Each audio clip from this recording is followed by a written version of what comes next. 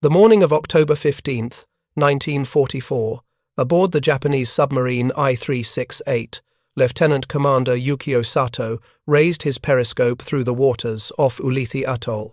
What he observed would fundamentally challenge every assumption the Imperial Japanese Navy had made about American naval capabilities.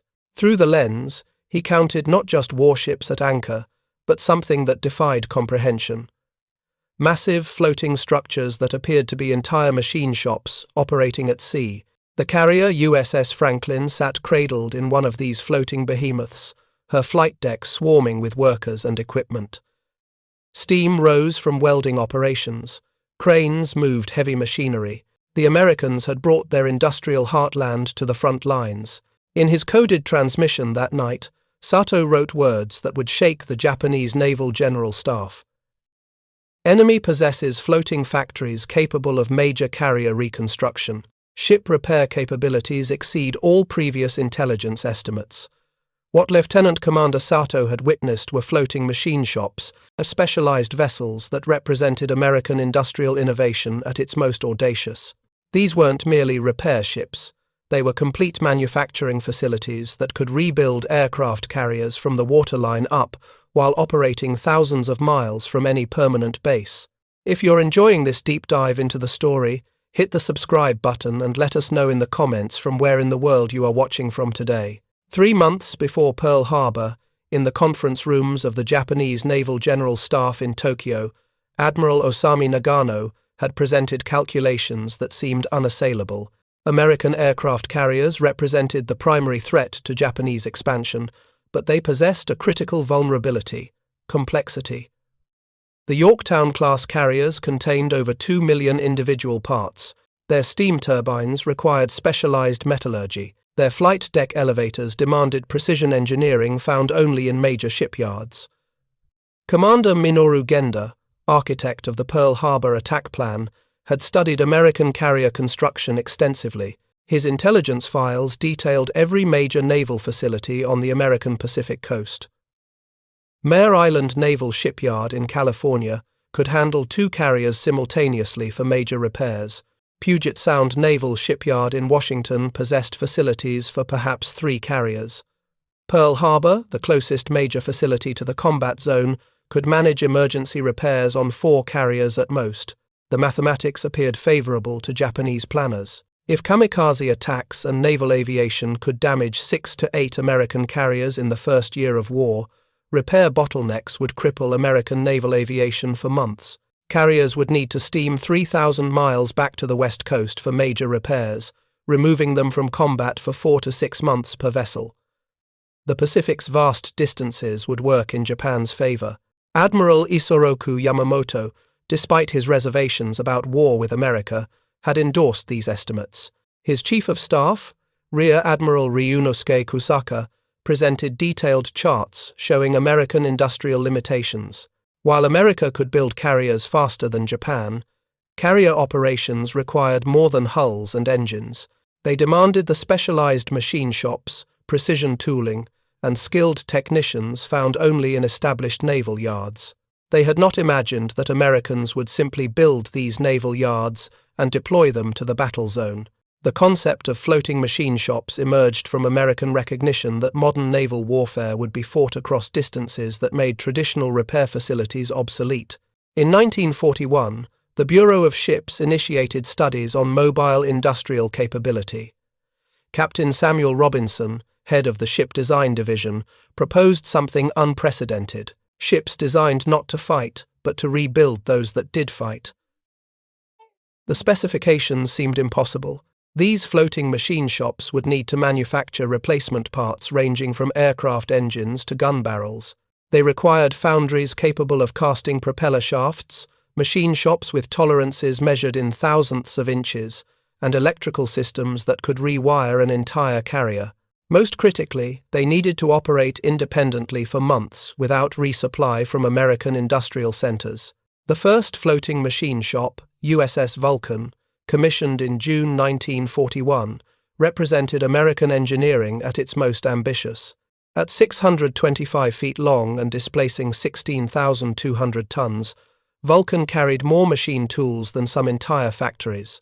Her workshops contained lathes capable of turning shafts 40 feet long, presses that could forge anchor chains, and electrical shops that could rewind the massive motors that powered carrier elevators.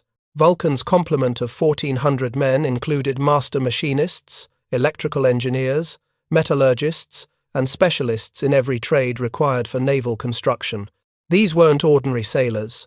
They were industrial craftsmen who had learned their trades in Detroit's automotive plants, Pittsburgh's steel mills, and America's great shipbuilding centers.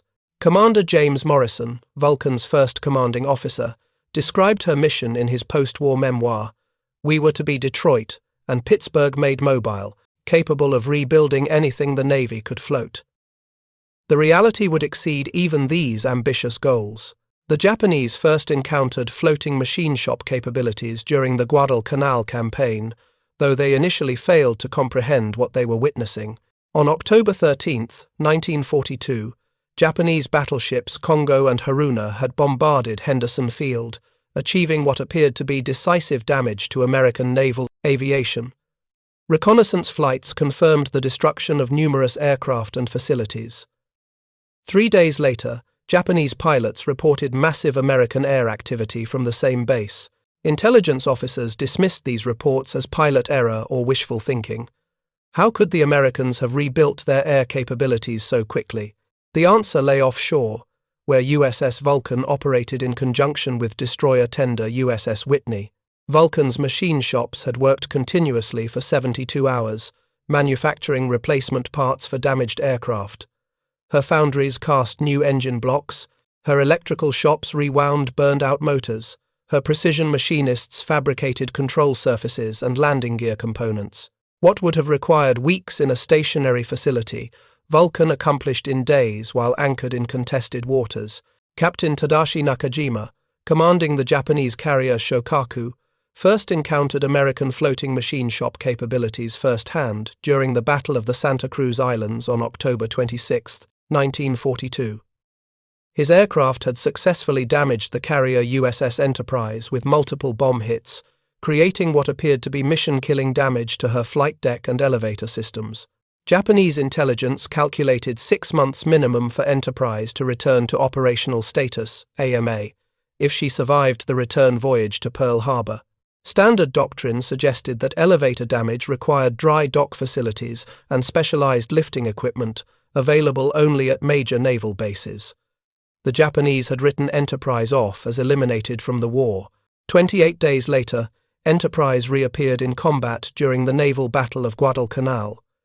Her elevators functioned perfectly. Her flight deck showed no signs of previous damage. Nakajima's post-war interrogation revealed his confusion. "We confirmed severe structural damage to Enterprise. Our intelligence indicated impossible repair timeline, yet she returned to battle stronger than before the attack." The transformation had occurred at Noumea, where USS Vulcan had performed what amounted to a complete reconstruction of Enterprise's damaged sections. Vulcan's crews had fabricated entirely new elevator machinery, replaced damaged flight deck sections, and upgraded systems beyond their original specifications. The repair took place not in a permanent dry dock, but in an open anchorage, while Vulcan's gunners maintained anti-aircraft watches. Chief Machinist's mate Robert Patterson, who supervised the Enterprise elevator repairs, later described the complexity. "We essentially built a new elevator system from raw steel, cast the gears, machined the reduction units, wound the motors. Everything except the basic steel structure was manufactured aboard Vulcan, using tools and equipment we carried with us."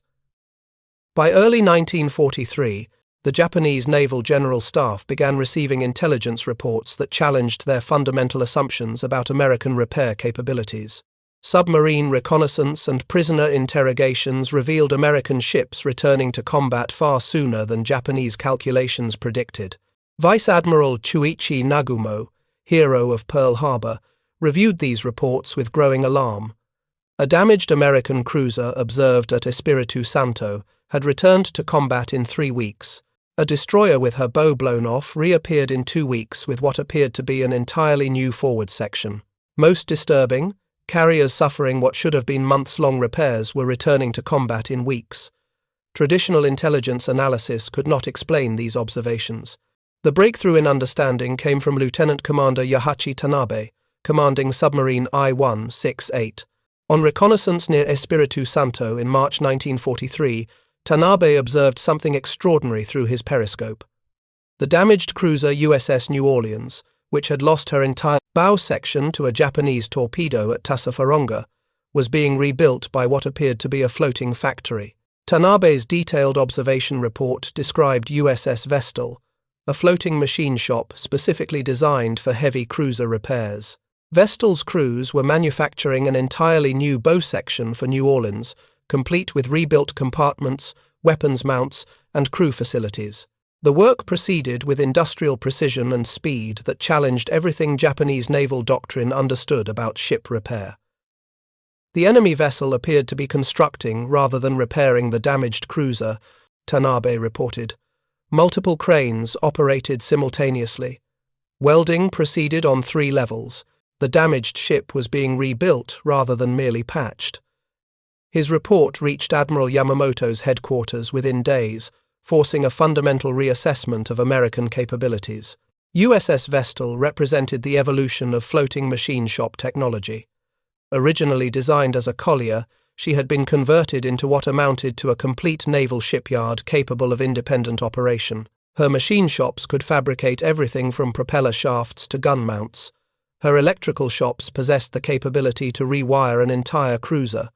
Her foundries could cast replacement armor plating. Most remarkably, Vestal carried the templates and technical drawings necessary to rebuild major warships without reference to shore-based engineering departments. Her technical library contained detailed construction plans for every major class of American warship. Her metallurgy laboratory could analyze damaged components and specify replacement materials. She was, in effect, a floating repository of American naval engineering knowledge. The psychological impact on Japanese naval personnel who witnessed these capabilities was profound. Commander Mitsuo Fuchida, who had led the Pearl Harbor attack, encountered floating machine shop operations during his recovery from injuries sustained at Midway. His memoir describes watching American repair operations at an undisclosed location in late 1943. I observed the enemy repairing battle damage with methods and speed that seemed impossible, Fuchida wrote. A destroyer with her entire superstructure destroyed was being rebuilt with completely new construction. The Americans were not merely repairing their ships, they were improving them during the repair process. Each damaged vessel returned to combat stronger than before. This observation highlighted a crucial advantage of floating machine shop operations. Unlike emergency repairs that simply restored minimal functionality, American floating machine shops performed complete reconstructions that often improved upon original designs. Damaged radar systems were replaced with upgraded models. Worn machinery was rebuilt to higher specifications. Battle damage became an opportunity for enhancement rather than merely restoration. By mid-1943, American floating machine shops had established a network of mobile industrial capability across the Pacific. USS Vulcan operated in the Southwest Pacific, supporting operations from Guadalcanal to the Philippines. USS Vestal serviced the Central Pacific Campaign, moving from base to base as operations advanced. USS Ajax provided specialized submarine repair capabilities, while USS Hector focused on destroyer and escort vessel maintenance.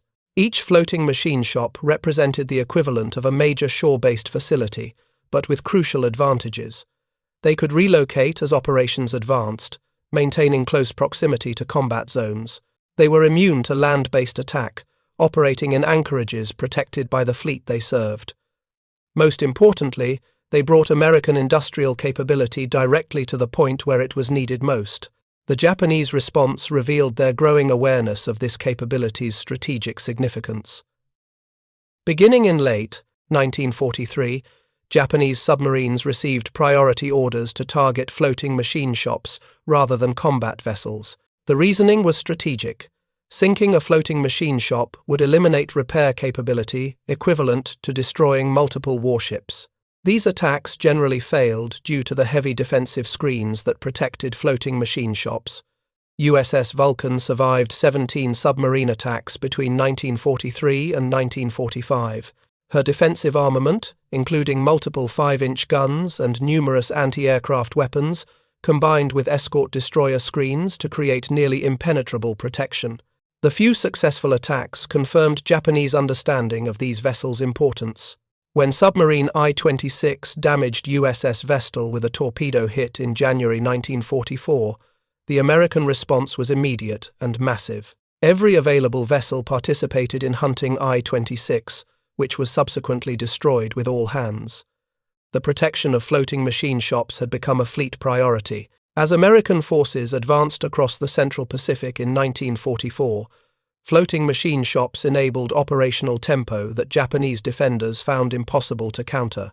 The rapid capture and development of island bases was supported by floating machine shops that arrived with the invasion fleets, ready to begin major repair operations immediately upon establishing secure anchorages. At Majuro, USS Ajax arrived with the invasion fleet and immediately began overhauling destroyers damaged in previous operations. At Eniwetok, USS Hector established complete submarine repair facilities within days of the island's capture. These rapid deployments meant that advancing American forces maintained full operational capability without the delays traditionally associated with establishing shore-based facilities. The strategic multiplication effect was enormous. Instead of damaged vessels retiring to Pearl Harbor or the West Coast for repairs, requiring months of transit time, they could be fully restored within the combat zone in weeks. This effectively tripled or quadrupled the operational availability of the American fleet, creating a mathematical advantage that Japanese forces could not overcome through tactical excellence alone. Admiral Chester Nimitz recognized the strategic revolution that floating machine shops represented. In a directive to all Pacific Fleet commanders dated July 15, 1944, Nimitz wrote, "Floating machine shops have fundamentally altered the correlation of forces in the Pacific. Our ability to maintain full operational capability within the combat zone provides a decisive advantage that must be protected and exploited to the maximum extent." The Japanese understanding of this strategic shift is evident in their changing tactical priorities. By late 1944, Japanese battle plans specifically included provisions for attacking American auxiliary vessels, particularly floating machine shops. The desperation behind these orders reflected Japanese recognition that conventional attacks on combat vessels could not achieve decisive results when those vessels could be rapidly restored to full capability.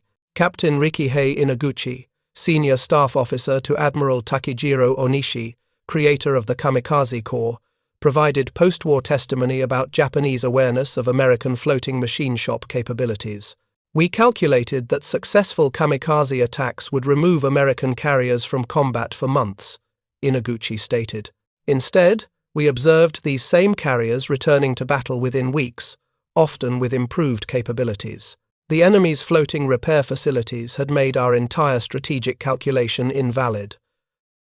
The floating machine shop's impact extended beyond mere repair capabilities.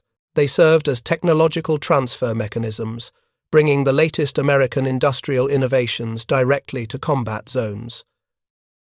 New radar systems, improved aircraft engines, and upgraded weapons systems reached the fleet through floating machine shops months before they would have been available through normal supply channels. USS Vulcan's post-war technical reports reveal the scope of this technological advancement. Between 1943 and 1945, Vulcan's shops manufactured over 12,000 major components, from aircraft engines to gun barrel assemblies. Her metallurgy laboratory developed improved alloys specifically for Pacific operations. Her electrical shops designed enhanced radar systems optimized for tropical conditions. This innovation under combat conditions represented something unprecedented in naval history. Traditional naval operations separated research and development from operational deployment by months or years. Floating machine shops collapsed this timeline, allowing immediate implementation of technological improvements based on combat experience. The Japanese naval aviation's encounter with constantly improving American aircraft exemplified this challenge. Japanese pilots reported that American fighters seemed to improve in performance between engagements, What they were observing was the real-time implementation of modifications developed aboard floating machine shops based on previous combat reports. USS Vulcan's aircraft engine shop provides a specific example. After analyzing battle damage to F-6F Hellcat engines, Vulcan's engineers developed improved cooling systems that increased engine reliability in tropical conditions. These modifications were implemented on dozens of aircraft within days of their development, giving American pilots immediate advantages in subsequent engagements. By 1945, the network of American floating machine shops had created what amounted to a mobile industrial base that moved with the advancing fleet. As American forces prepared for the invasion of Japan, floating machine shops were positioning themselves to support operations in Japanese home waters, bringing American industrial capability to the very doorstep of the Japanese homeland. If you find this story engaging, please take a moment to subscribe and enable notifications. It helps us continue producing in-depth content like this. The most devastating demonstration of floating machine shop capabilities occurred during the carrier raids on the Japanese home islands in February 1945. Task Force 58, commanded by Vice Admiral Mark Mitcher, launched massive strikes against aircraft factories and naval installations around Tokyo. Japanese kamikaze counterattacks achieved significant hits on several American carriers, including USS Saratoga and USS Franklin. Under traditional naval doctrine, these heavily damaged carriers would have required immediate withdrawal to Pearl Harbor or the West Coast for months of repairs.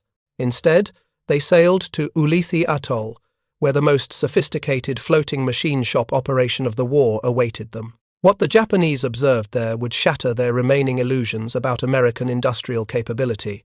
USS Vulcan had been joined by 3 additional floating machine shops: USS Ajax, USS Hector, and the newly arrived USS Prometheus. Together, they represented more manufacturing capability than existed in some entire nations.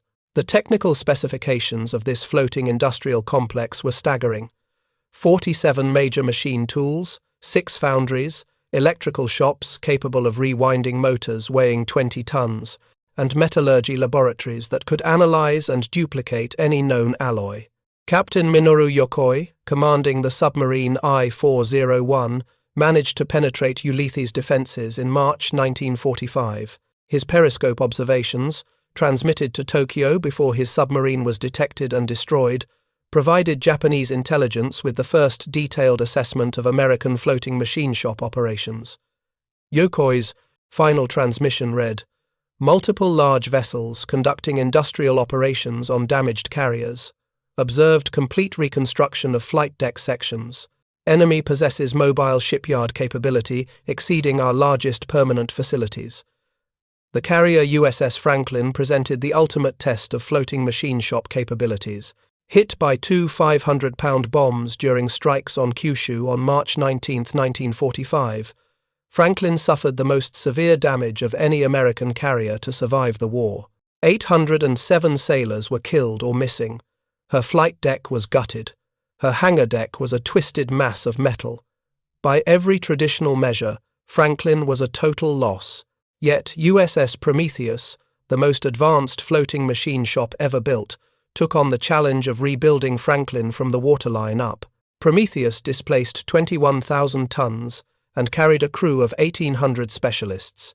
Her shops contained lathes capable of turning propeller shafts, presses that could reshape aircraft carrier deck plating, and electrical facilities that could rewire an entire ship's nervous system. Master Chief Petty Officer William Hennessy, who supervised Franklin's reconstruction, later testified to a congressional committee about the scope of the work. "We essentially built a new carrier inside the hull of the old one.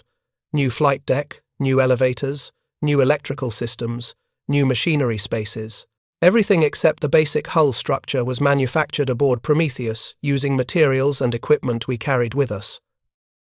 The rebuilding of Franklin took 11 weeks, a timeline that would have challenged major shore installations with unlimited resources. Prometheus accomplished this feat while anchored in an open lagoon, maintaining constant anti-aircraft watches and supporting repair operations on dozens of other vessels simultaneously. The technical achievement represented something unprecedented in naval history. Japanese intelligence officers analyzing reconnaissance photographs of Ulithi could not initially believe what they observed. The carrier that had limped into the anchorage as a smoking wreck emerged 11 weeks later, with obvious improvements over her original design. New radar systems, upgraded anti-aircraft armament, and enhanced aircraft handling equipment made the rebuilt Franklin superior to her pre-battle configuration. Admiral Soemu Toyoda, Commander-in-Chief of the Combined Fleet, received these intelligence reports with the understanding that Japan faced something beyond conventional military opposition. His staff analysis, preserved in captured documents, concluded, "The enemy's floating repair capabilities represent industrial organization on a scale that cannot be countered through conventional naval operations. They have brought their homeland's manufacturing capacity to our waters." The strategic implications extended far beyond individual ship repairs. Floating machine shops enabled American forces to maintain operational tempo that Japanese defenders found impossible to match. During the Okinawa campaign, which began on April 1, 1945, American naval forces absorbed unprecedented kamikaze attacks while maintaining full operational capability through continuous floating machine shop support. USS Bunker Hill, hit by 2 kamikaze aircraft on May 11, suffered damage that would normally require 6 months of shore-based repairs.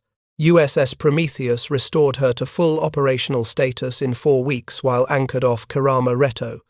USS Enterprise, damaged by kamikaze attack on May 14, was repaired and returned to combat in 3 weeks. The mathematical advantage this provided was overwhelming. Captain Rikihei Inaguchi, analyzing kamikaze effectiveness for Admiral Onishi, calculated that successful attacks removed American carriers from combat for an average of 21 days rather than the projected 6 months.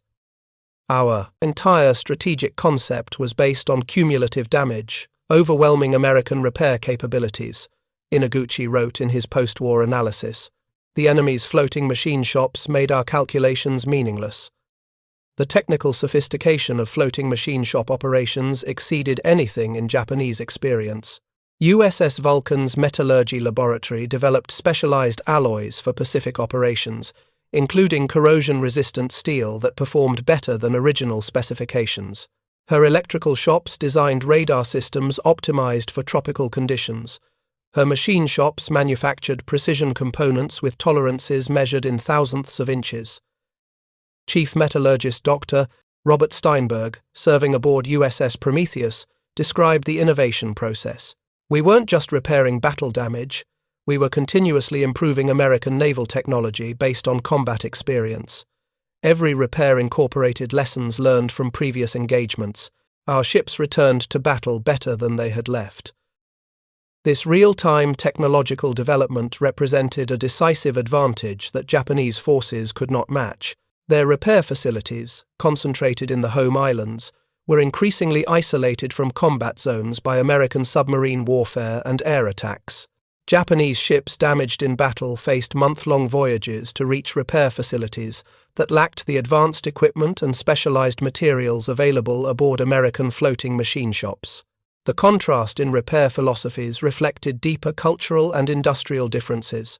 Japanese naval tradition emphasized spiritual resilience and making do with available resources. Battle damage was accepted as inevitable, and repairs focused on restoring minimal functionality rather than improvement. American industrial culture approached battle damage as an engineering problem to be solved through superior technology and organization. USS Ajax exemplified this philosophical difference during her work on the battleship USS Pennsylvania, damaged by torpedo attack during the Okinawa campaign. Rather than simply patching the torpedo hole, Ajax's engineers completely redesigned Pennsylvania's underwater protection system, incorporating lessons learned from previous torpedo attacks. The rebuilt battleship emerged with improved survivability against submarine attack. The scale of floating machine shop operations grew continuously throughout 1945. By the war's end, 7 major floating machine shops operated in the Pacific, supported by dozens of smaller repair vessels and tenders. Their combined manufacturing capability exceeded that of many pre-war shipbuilding nations. They had performed over 3,000 major repairs and manufactured more than 40,000 precision components. Japanese naval intelligence attempts to target floating machine shops revealed their strategic importance. Special submarine squadrons received orders to attack these vessels in preference to combat ships. The reasoning was mathematical. Destroying one floating machine shop eliminated repair capability equivalent to sinking multiple warships. These attacks generally failed due to the massive defensive screens protecting floating machine shops. When submarine I-58 managed to torpedo USS Indianapolis in July 1945, the immediate American response focused on protecting floating machine shops rather than hunting the submarine. Every available destroyer was positioned to screen USS Vulcan and USS Prometheus, demonstrating that floating machine shops had become more strategically valuable than individual combat vessels. The psychological impact on Japanese naval personnel of witnessing American floating machine shop capabilities was profound and demoralizing. Commander Mitsuo Fuchida, in his post-war memoir, described the effect on Japanese morale. "We realized we were fighting not just the American Navy, but the entire American industrial system made portable. Every damaged American ship would return stronger than before, while our damaged vessels often never returned at all." This demoralization extended to the highest levels of Japanese command. Admiral Toyoda's final strategic assessment, written in July 1945, acknowledged the hopelessness of Japan's position. "The enemy's floating machine shops have made time and distance irrelevant. They repair ships faster than we can damage them. They bring their industrial superiority directly to our waters. Continuation of hostilities serves no strategic purpose." The technical achievements of floating machine shops during the Pacific War established principles that would influence naval operations for decades. The ability to maintain complex weapons systems far from industrial bases, the integration of combat and support functions, and the real-time implementation of technological improvements all became standard features of modern naval operations. Master Chief Petty Officer Thomas Rodriguez, who served aboard 3 different floating machine shops during the war, captured their significance in his memoir. "We weren't just fixing ships, we were proving that American industry could go anywhere and do anything. Every repair was a demonstration that distance and geography meant nothing when you had the right tools and the right people." The Japanese recognition of floating machine shop capabilities' decisive impact is evident in Emperor Hirohito's surrender announcement on August 15, 1945. While the atomic bombs provided the immediate catalyst for surrender, the Emperor's reference to the war situation having developed not necessarily to Japan's advantage encompassed the cumulative effect of American industrial superiority, of which floating machine shops were a prime example. Admiral Toyoda's post-war interrogation provided the most direct Japanese assessment of floating machine shop impact. "Your floating machine shops defeated us as surely as your submarines and aircraft. We could damage your fleet, but you could repair it faster than we could attack it. You brought your entire industrial system to our waters. Against such capability, traditional naval warfare became obsolete." The legacy of World War II floating machine shops extends far beyond their immediate wartime impact. They demonstrated that industrial capability could be made mobile and projected across vast distances. Modern naval operations continue to rely on mobile repair and manufacturing capabilities developed during the Pacific War. The principles pioneered by ships like USS Vulcan and USS Prometheus remain central to naval logistics today. The story of Japanese encounters with American floating machine shops represents one of the most decisive yet underappreciated factors in the Pacific War's outcome. While battles and campaigns receive historical attention, the quiet work of floating machine shops, rebuilding damaged vessels, improving technology, and maintaining operational tempo, proved equally decisive in determining the war's outcome. For Japanese naval officers who witnessed these capabilities, floating machine shops represented something beyond conventional military opposition. They embodied American industrial civilization made mobile, bringing manufacturing capability directly to the point of conflict. Against such industrial might, traditional military virtues alone could not prevail. The Pacific War became a contest not just of fleets and air forces, but of industrial systems, ESA, and in that contest, America's floating machine shops provided the decisive advantage. Thank you for watching. For more detailed historical breakdowns, check out the other videos on your screen now, and don't forget to subscribe.